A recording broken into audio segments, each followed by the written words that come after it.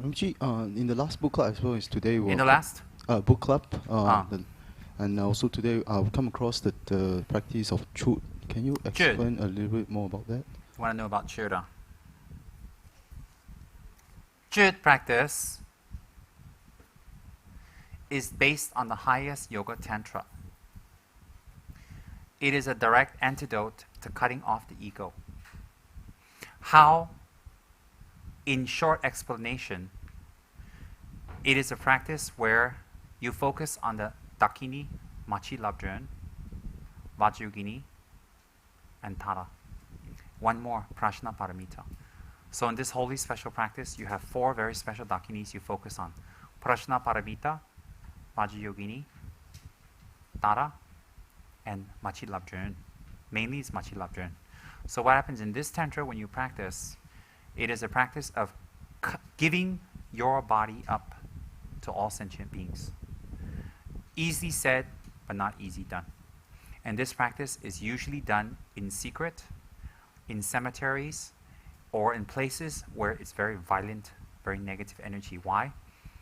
On a temporary basis, when you do this practice, very rough and very negative energy is subdued. Why? When you actually do this practice,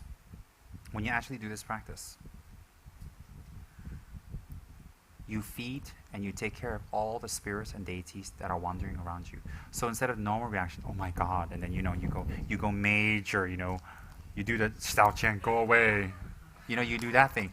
With these spirits, instead of doing that, you generate great compassion, you let go of the ego, and you offer them your body.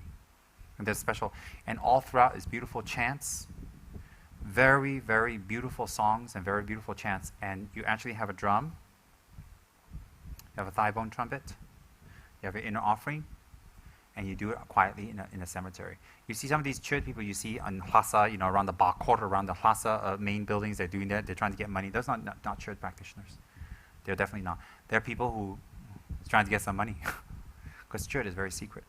But I'm going to, for auspicious reasons, sing you a tune from Chöd. And you listen to it. They're very secret. Again, I received this lineage from His Holiness Kajasar Rinpoche himself, who, when he does Chöd practice, you can actually hear things in the back of the room. You can hear things in the room moving. Why? The spirits come. The spirits come to pay homage to Rinpoche and to receive offerings. Why? They've been starving for hundreds of years and thirsty and without love. In a Chöd practice, instead of asking the spirits to get lost, you generate good compassion for them. Great, great compassion. And Chöd is very beautiful because you depend on 4 different Dakinis. Mother Prajna Paramita, which is the Heart Sutra deity. Okay, Mother Prajna Paramita, Mother Tara, Mother Vajrayogini, and the unexcelled Mother Machi Labdrön, M-A-C-H-I-G, Machik Labdrön, L-A-B-D-R-O-N. Chöd practice is not something that Gelugpas have. All sects have it. But within the Gelugpa practices, it is extremely secret. Extremely. And Chöd practice is very, very effective in directly cutting out your ego, the self-cherishing mind. It is a direct antidote. It is not indirect. It is a direct antidote. It's short, it's sweet, it's concise, but extremely effective. Why? Because it isn't just the text, it is the place that you do it. The place usually has to be in a rough place. If you can do it in a cemetery, you have it pretty well made. All right? This is the holy Dakini, Machi Labdrön, that is based on. White in color holding a Chöd drum. She's beautiful. Okay?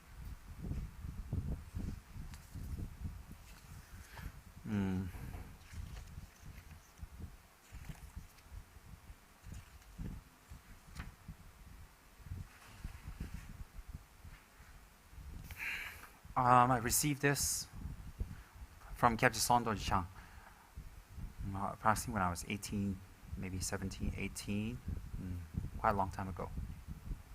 And the whole practice, the whole lineage, the chanting, everything I received, the whole transmission and initiation from Kyabje Sondo complete.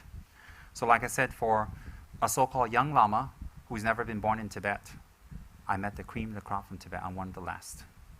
So I'm very, very happy and proud of that, not in an not in an arrogant way, but in a way that I really rejoice that I don't know what I did in my previous lives, but definitely I had Guru devotion and good samaya, because I met the top, highest lamas, and I never went to India. They all came to America, and I met them there. I mean, the top. There's no higher. The Dalai Lama's own gurus themselves. So that one we say in the Dharma text arises from, even when you're very young, you meet your gurus, you practice, you find your lineage again, you do what you've been doing, from keeping Guru Samaya. And if I may share with you, according to my gurus, these are the practices I did in my previous lives. And these are the very practices I was very interested in when I was a child. So it's very weird. That's why I am fully committed in reincarnation. Why? I have proved to myself. I don't remember anything, but too many things match up too perfectly. Too perfectly. I know there's reincarnation. I use myself as an example. And I don't need to convince anybody because it convinces me to be a good person. So it's good enough. These are very sacred tunes that are not to be heard unless you're initiated. This one is, when I received it at the time, I didn't realize, I mean, I know it was great, but I didn't realize, wow, I received it from Tsem Rinpoche himself. And he was known throughout the Tibetan world to be a seasoned Chöd master. Everything memorized, everything perfect. And when he did Chöd, see, when you do Chöd correctly, actually you have to lower the lights. You will hear things move in the room. Immediately spirits will come. Immediately spirits will be attracted. And the reason they come is because you call them. The reason you call them is to overcome your fear, to generate compassion. And then how much fear you have shows you how much ego you have, the self-cherishing mind. It's a very, very powerful practice. So for those who are really, really want to become enlightened quick, they do it in cemeteries. Imagine in the middle of the night, by yourself in a cemetery, doing Chöd practice, all dark. Just think about that. And Tibetan cemeteries, I told you, is different. It's not all neat and clean like your Chinese ones, you know, buried in sweep with their little picture on top. And if the dead one come and get you, they have to go through the ground. By the time they come, you can run. The Tibetan ones, they're laying all over the place. The Indian ones are laying all over the place. And very advanced Chöd practitioners in the past, they would actually sit on a corpse and do the practice.